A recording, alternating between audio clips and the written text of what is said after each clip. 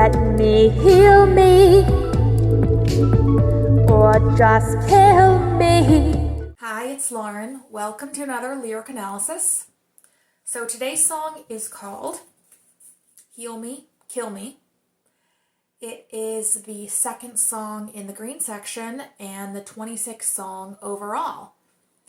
I've got my good luck candle. I've got my little Christmas stop talking coffee. This song is basically heal me, kill me. It's this idea of either let me heal or let me die. I can't and won't go on like this anymore. Let's just try to get right efficiently into this. All right, so verse 1a. I can't seem to heal. I can't escape myself. So I can't seem to heal. I have been trying to heal from my mental illness for probably 15 years at this point. And when I wrote the song, it had only gotten worse, not better. And then the next line is, I can't escape myself. No matter how much help you get, we all still, at the end of the day, are alone. No one can fully, truly save you except yourself. And that's a really hard thing to accept when you don't feel that you have the ability to do it on your own. So you have this conflict of, I can't seem to heal, but I'm realizing the reality that I can't escape myself. I can go to the doctor, or get a medication, or therapy, or see a friend, or get a job, but it's still me who has to run my life. No one can get in there and take charge for me.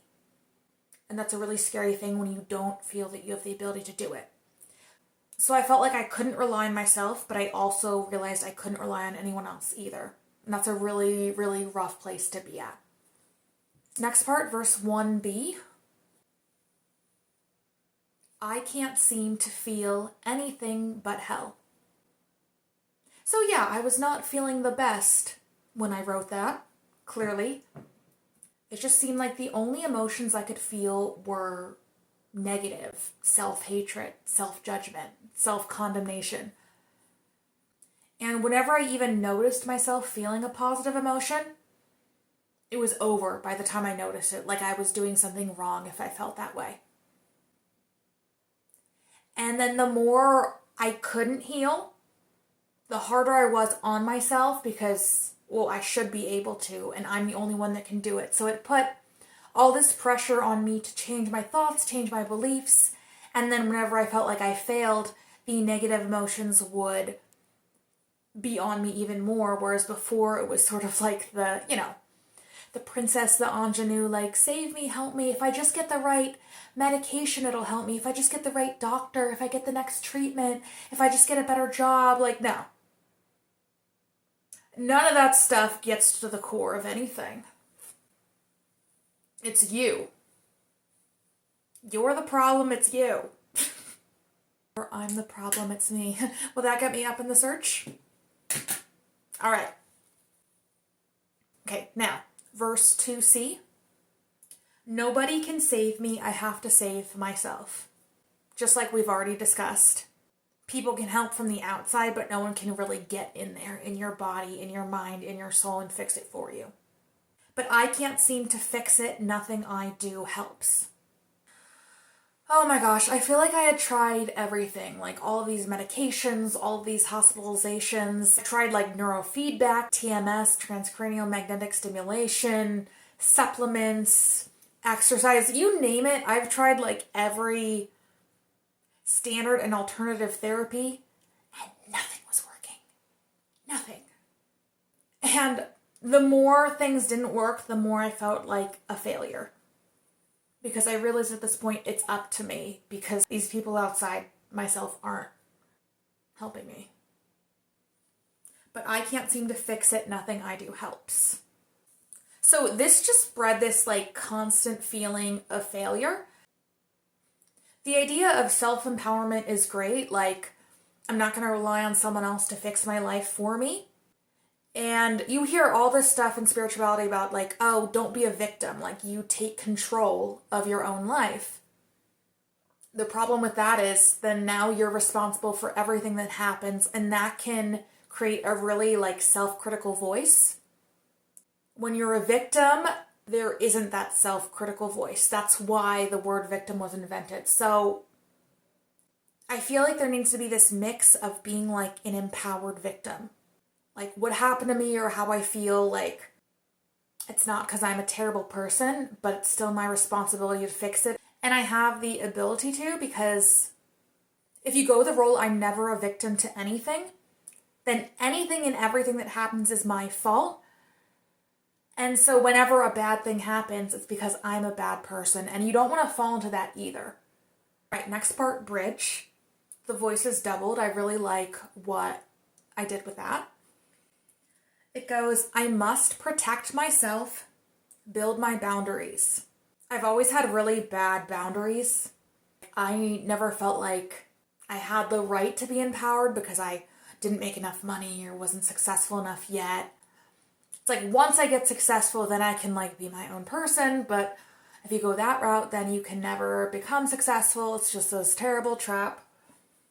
What I'm trying to learn to do is build boundaries in terms of like beliefs and criticisms and everything. So when someone says something to me, you have to be able to hold it up and be like, do I want to take this in or push this out? Whereas if you don't have boundaries, if someone says something about you, it goes right through your walls and damages you. When you get input from the outside, practice just holding it and thinking about like, is this something I want to take in or something I want to push away? And you get to make that conscious choice. So whenever someone says something horrible to you, realize that you have the choice to either accept it or push it away. I love the Princess Diaries quote, honestly, that no one can make you feel bad about yourself without your consent. Next part. Change my beliefs to what frees me. So we are the creators of our own reality. And if we're having a rough time, it's probably due to our beliefs. A belief that I'm not enough, that I'm damaged, that I'm not doing enough, that I'm not living up to my potential. And if I'm the creator of my own reality and I'm the leader of my life, then I have to change the beliefs that aren't serving me. Which is a really difficult thing to do because your body has been trained for a lifetime with all of these subconscious beliefs. And you read all the spiritual stuff and it's like, oh, well, I just changed my beliefs and then I felt all the love. And I'm just like, it takes time and work and dedication to truly change your core beliefs. Okay? Maybe some people have that flash of insight, but it's rare and you shouldn't expect it. You'll just set yourself up for feeling disappointed and feeling bad about yourself and that you're a failure because you couldn't just fix it like that. It made me feel so weak. Verse 2a. I can't seem to heal. My power has slipped through my hands. The sicker I got, the less power I had and the less choices I was able to make. I had been sick for probably like 15 years at this point. Oh my gosh. And I had made the choice over and over again to choose suffering, frankly. For a lot of reasons. One, oh, well, your symptoms are mind over matter. So even if I feel like I'm going to die, if I stand up and, put my clothes in the laundry basket, I'll do it because I don't want to have a weak character. So I completely disconnected from my body and its physical needs. And after 15 years of choosing suffering, I no longer had the choice for a while, frankly. And I'm just starting to get little bits of it back now. But I really put myself in a hole and put myself in an impossible position for a while, frankly. Verse 2b, I can't seem to feel any empathy for that. I felt that I deserved what I got because I had made choices against my well-being for so long that was what I deserved, which then led to even worse well-being. And you know how like a young child versus an adult make the same mistake? People generally have much more patience and tolerance for the child's mistake than the adult's, even if it's the same mistake, because the child is just learning, but the adult should know better. I think that's how we have to think of this life thing and learning lessons. Is we don't want to be this victim of like, nothing is my fault. I'm like, But if you go the other way, then you really have no empathy or compassion for yourself. It's every time I suffer, then it's like, well, that's what you manifested. That's what you deserve. That's who you are. And that keeps it going longer. Fun.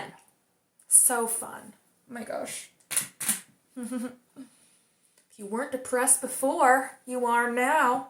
Merry Christmas. Let's just watch the first part of It's a Wonderful Life and then just forget the second part. I'm sorry. Verse 2c. Nobody can save me and I can't ask for help. I think that's the most trapped a person can feel. People can only reach so far into the depths of hell. Basically, if you're really in a bad place, there's only so much that people outside of you can do. Think of like an emergency room.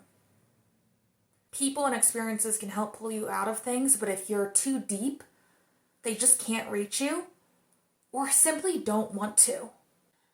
When you're a person who's suffering in a really bad state and nothing they're doing is helping you, the people who are supposed to help you in a hospital, they don't like that feeling. They don't like the feeling of someone suffering and they feel powerless to fix it, so they will turn away from you. I mean, it was bad. They would give me a shot to calm me down, would do pretty much nothing, give me another one, and it just... They're giving me, like, the most powerful shots of medication and it's doing nothing. Like, can't you just have someone, like, talk to me and be there with me so I don't have to be alone through this? Because there were people around me, but I was alone over and over and over again. Because people didn't want to look. And I was told this. They're like, yeah, it's actually hard to watch.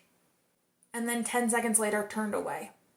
So just to like emphasize how bad it was, I remember one of the psych techs was like, oh, you're withdrawing off fentanyl, right? And I'm like, no. I'm withdrawing off the meds that you people gave me.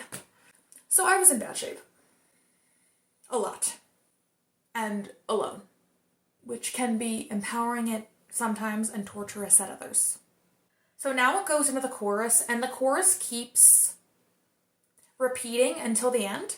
So the chorus is, let me heal me, or just kill me. Let me heal me. If I can't, then kill me. And what's funny about these lyrics is like, as much as I realize like I have to rely on myself, there's still this need of like, God or the universe, like, please free this blockage for me so I can heal or just kill me. Like, I can't and don't want to go on like this anymore. So I'm still wanting someone else to free that blockage for me, and I'm still having trouble accepting that person is me. I felt like I was in this in-between state between being alive and being dead, and I just want to be either or. I don't even care at this point. I want to either be fully alive or fully dead. I cannot be in this half here, half not state. It definitely felt like a ghost. And so that repeats, but what's notable is the end. When I repeat the last chorus, I go, let me heal me or just kill me. Let me heal me. If I can't, then it ends. I don't say the last kill me. Because I'm wondering if there's a third option between the two options of let me heal or let me die. What's the third option? I don't know what it is. That's why it's left blank. But there might be something. In that subtle way, there is a happy ending. It's not clear what it is or if it exists, but it does open up the possibility that there is a third option. And there has to be, because you can't heal right away, and obviously I'm still here. And so what is that third option? It's the unknown, and I can't tell you what it is because it's the unknown, but I can tell you it's probably the option that you're so afraid of that you've said no to so many times that you've forgotten even exists. People always talk about facing your greatest fears and all this stuff as a sign of courage, but your greatest fears are not the fears you can think of. They're the fears that are so habitually pushed down that you've forgotten even exist. So it's unknown, it's not clear. And that's the message of this song for me, that sometimes there isn't a clear option of how to move forward. What is that third option? What is that unknown? What is that thing that could change your life if you faced it? And I'm just thinking, from when I wrote that song until now, I am somewhat better. I'm able to do more. I'm not healed in any way. But I think what it is just taking little moments where I wasn't suffering and expanding on them, adding on them. And after a while, the pure suffering fades little by little as it's replaced with something more interesting. So I have walked that third option, and so can you. You can do anything. Anything you want. If you don't think you can, it's because you have a belief that you can't. So let's face our deepest fears, take that third path, that third option, and step into the unknown. Can't help but do a Frozen reference, Into the Unknown. It's on my skating playlist. So, with that said, thanks so much for watching. Talk to you later. Bye.